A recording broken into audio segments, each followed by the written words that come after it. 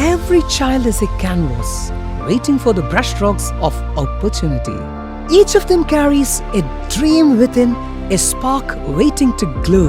At St. Joe's Central School, we nurture those canvas and dreams with care, creativity and confidence. Admission open for the academic year 2026-27. Chelakkara ഉൾപ്പെടെയുള്ള പ്രദേശങ്ങളിൽ server തകരാർ മൂലം ration വിതരണം പൂർണ്ണമായും തടസ്സപ്പെട്ടു. നിരവധി ഉപഭോക്താക്കൾ റേഷൻ വാങ്ങാനാകാതെ നിരാശരായി മടങ്ങേണ്ടി വന്നു.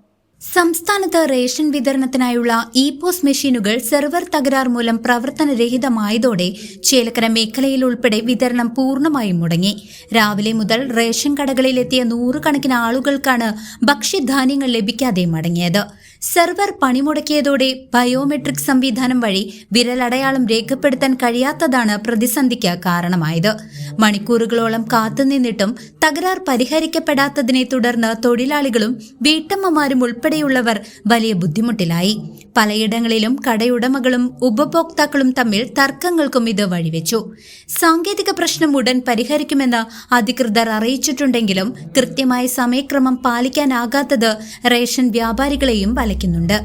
News desk CCV.